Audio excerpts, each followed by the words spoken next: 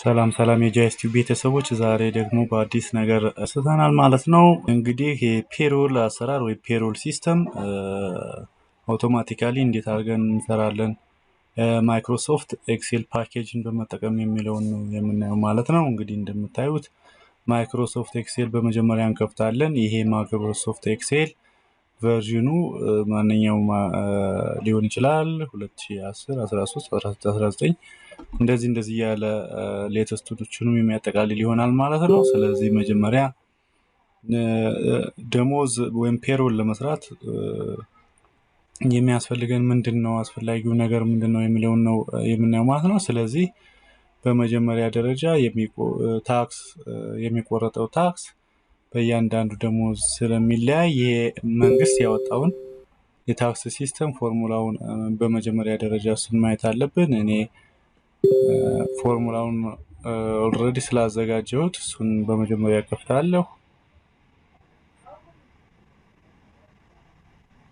ፎርሙላ እንደምታዩት ሳለሪ ታክስ ሬት ዲዳክሽን አለ። ከዛ ፎርሙላው ደግሞ እዚህ ጋር ዴቨሎፕ ሆኗል ማለት ነው። እዚህ ጋር እንደምታዩት ግሮስ ሳለሪ ለዛ ነው ኢኳል ቱ 650 ከሆነ ከታክስ ውጪ ነው ወይም ኤግዘምፕትድ ፍሮም ታክስ ማለት ነው።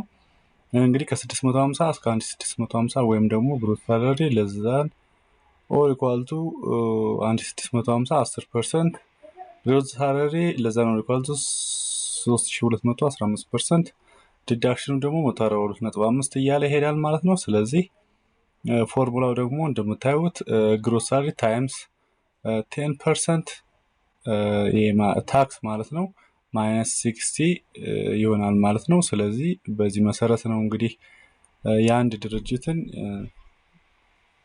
ሳለሪ የምናገኘው ማለት ነው። ኔት ሳለሪ እዚህ ጋር እንደምታዩት ከዚህ በተጨማሪ ፔንሽን ደግሞ አለ። ፔንሽን ግሮስ ሳለሪ ታይምስ 0.07 ማለት 7% ነው እንደሚታወቀው ፔንሽን ወይም የጡረታ መዋጮ የሚከፈለው ማለት ነው ሰራተኞች የሚከፍሉት። ከዛ ኔት ሳለሪ ደግሞ ግሮስ ሳለሪ ማይነስ ታክስ ማይነስ ፔንሽን ነው። ታክስ ማለት እንግዲህ ይሄ ታክስ ሬት ነው። ይሄ ደግሞ ኢንካም ታክስ ማለት ነው። ኢንካም ታክስ ቶታሊ ስንት ነው የሚመጣው የሚለውን በዚህ ፎርሙላ ተጠቅመን ነው የምናገኘው ማለት ነው። ስለዚህ ለምሳሌ ፎር ኤግዛምፕል ይሄ ኤክስ ዋይ ካምፓኒ ፔሮል ሲስተም ብንለው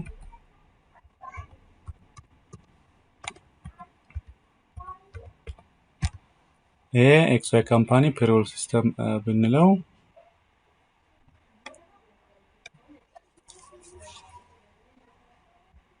ፎር ኤግዛምፕል ነምበር ልበል እዚህ ጋር ደግሞ ኢምፕሎይ ማለት እችላለሁ ወይም የሰራተኛው ማለት ነው።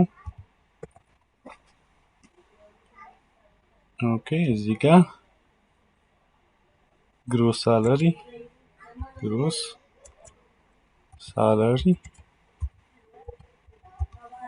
እዚህ ጋር ደግሞ ታክስ እዚህ ጋር ደግሞ ኢንካም ታክስ ማለት ነው።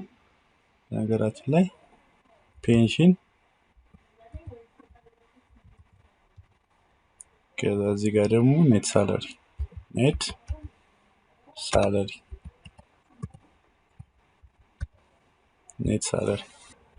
ፎር ኤግዛምፕል ነምበር 1 2 እንበልና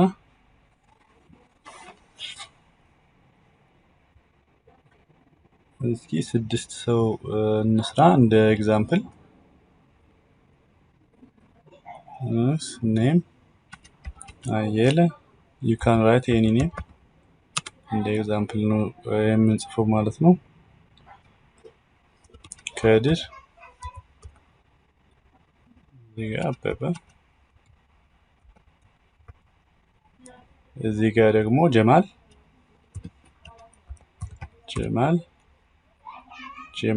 ዝናሽ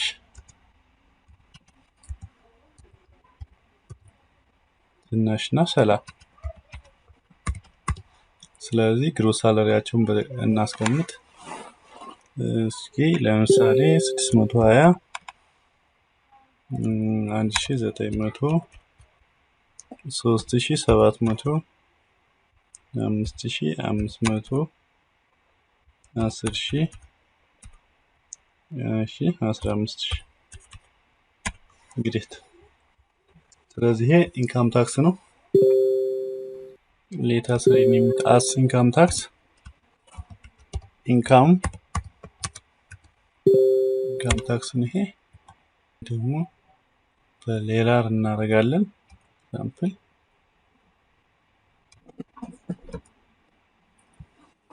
ኦኬ። ስለዚህ አውቶማቲካሊ አሁን እዚህ ጋር ኢንካም ታክሳችን ኦልሬዲ በዚህ ፎርሙላ መሰረት አንድ ጊዜ ብቻ ፎርሙላውን ዲቨሎፕ በማድረግ በኢፍ ፋንክሽን መስራት እንችላለን ማለት ነው። በኢፍ ፋንክሽን መስራት እንችላለን ማለት ነው። እዚህ ጋር እንደምታዩት ኤፍ ኦፍ ኤክስ ይላል ፋንክሽን ማለት ነው። ኢንሰርት ፋንክሽን ነው። ስለዚህ ፎርሙላ አስገባ ነው። እዚህ ጋር ኢንካም ታክስ የሚለው ጋር እዚች ጋር ከርሰራችን ክሊክ ካደረግን በኋላ ኤፍ ኦፍ ኤክስ የሚለው ላይ ክሊክ እናደርጋለን። ከዛ በኋላ ኢፍ ይመጣል።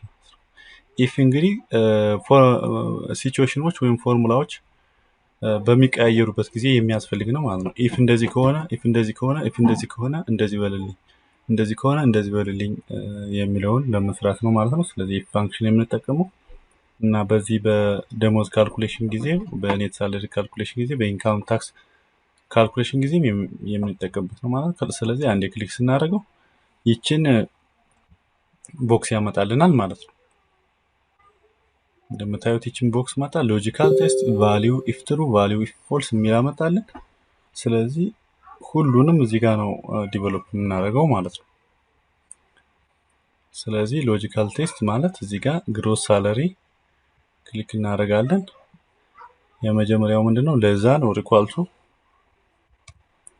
650።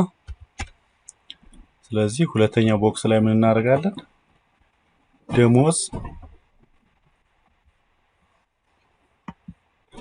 ደሞዛቸው ለዛ ነው ኢኳል ቱ 650 የሆነ ለዛ ነው ኢኳል ቱ አልጨመርኩም። ለዛ ነው ኢኳል ቱ 650 ከሆነ ምንድነው ታክስ የለውም ወይም እዚህ ጋር እንደምታዩት ኤግዘምፕትድ ነው ወይም ደግሞ ታክስ አይቆረጥበትም ማለት ነው። ስለዚህ ዜሮ እናደርጋለን። እዚህ ጋር ፎርሙላው ምንም ታክስ ስለማይቆረጥበት ወይም ታክስ ፍሪ ስለሆነ ዜሮ እናደርጋለን ማለት ነው። ስለዚህ ቫልዩ ፎልስ የሚለው ላይ አንዴ ክሊክ ካደረግን በኋላ ተመልሰን እዚህ ኢፍ የምትላለች እዚህ ጋር ከላይ ኮርነር ላይ እሷን አንዴ ክሊክ ስናደርግ ሌላ ያመጣልናል ማለት ነው። ያ ማለት ወደ ሁለተኛው እንሄዳለን። ስለዚህ አሁንም ድጋሜ ግሮስ ሳለሪ ላይ አንዴ ክሊክ ካደረግን በኋላ የሚቀጥለው ምንድነው ለዛን ኦር ኢኳል ቱ 1650 ነው። ከዛ የሁለተኛው ላይ ፎርሙላው ምንድነው ግሮስ ሳለሪ። ስለዚህ ግሮስ ሳለሪ ታይምስ 10%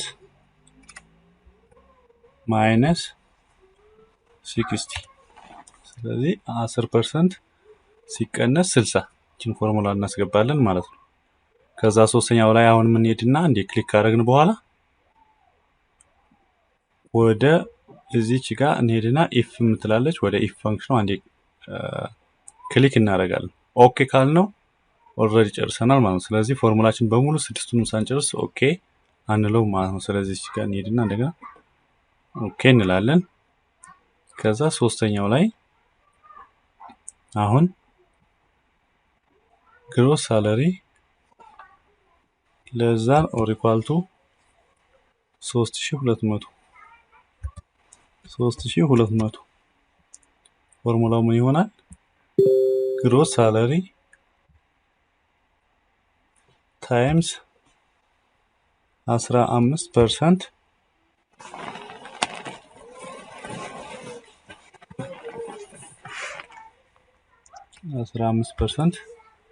ሲቀነስ 142.5 ይሆናል ማለት ነው።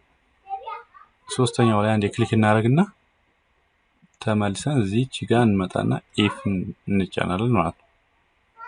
ኦኬ ቀጣይ ግሮስ ሳለሪ ላይ እዚች ጋር ድጋሚ ክሊክ እናደርግና ለዛ ነው ኢኳል ቱ 5250 እንደዚህ ግሮስ ሳለሪ ለዛ ነው ኳልቱ 5250 ከሆነ ምንድነው ግሮስ ሳለሪ ታይምስ 20% ሲቀነስ 302.5 ይሆናል ማለት ነው። ሶስተኛው ላይ እንሄድና በድጋሚ አንዴ ክሊክ ካደረግን በኋላ እዚች ጋር if function ክሊክ እናደርጋለን። ቀጣዩ ደግሞ ግሮስ ሳለሪ ለዛ ነው ኢኳል ቱ 7800 እዚች ጋር ኢኳል ቱ ምትለዋ ትቀራለች። ግሮስ ሳለሪ ለዛ ነው ኢኳል ቱ 7800 እንላለን። ከዛ እንደዚህ ከሆነ ምንድነው ግሮስ ሳለሪ ታይምስ እዚህ ጋር እንደምታዩ 7800 ከሆነ 25% ነው 25% ማይነስ 565 ይሆናል ማለት ነው። እዚህ ጋር አንዴ ክሊክ እናደርግና ተመልሰን if function ላይ እንሄዳለን። ከዛ ግሮስ ሳለሪ ለዛን ኦር ኢኳል ቱ 10900 ከሆነ ምንድነው ግሮስ ሳለሪ ታይምስ 30% ሲቀነስ 955 እዚህ ጋር ክሊክ እናደርግና ተመልሰን if ላይ እንሄዳለን። ግሮስ ሳለሪ አሁን የመጨረሻው ግሬተር ዛን ኦልሬዲ ስለጨረስ ለዛ ነው ኢኳል ቱ ብለን ስለጨረስ አሁን ግሬተር ዛን 10900 ነው የሚለው። ስለዚህ ግሬተር ዛን 10900 ከሆነ ምንድነው ግሮስ ሳለሪ ታይምስ 35% ማይነስ 1500 ይሆናል ማለት ነው። 1500 ይሆናል ማለት ነው። አሁን ስለጨረስ ሁሉንም ኦኬ እንላለን። ኦኬ ግሬት።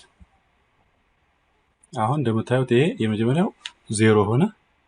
ከዛ በኋላ እቺን የመደመር ምልክቷን እንይዝና እስከ መጨረሻው ድረስ ክሊክ ስናደርገው ኢንካም ታክስ እንደዚህ ይሆናል ማለት ነው።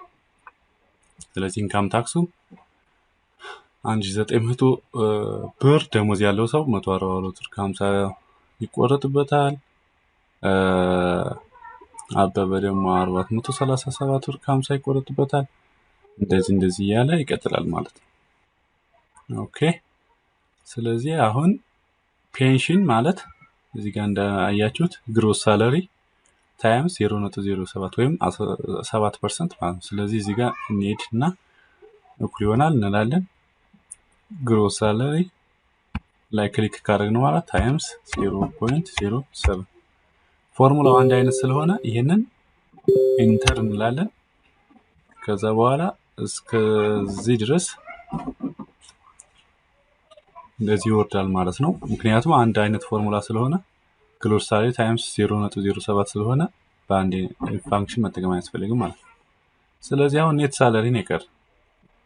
ኔት ሳለሪ ለማስላት ደግሞ ግሮስ ሳለሪ ማይነስ ስለዚህ እዚህ ጋር ምን እንላለን ማለት ነው እኩል ይሆናል ግሮስ ሳለሪ እዚህ ጋር ክሊክ እናደርጋለን ማይነስ ታክስ ማይነስ ፔንሽን ከዛ በኋላ ኢንተር ማለት ነው።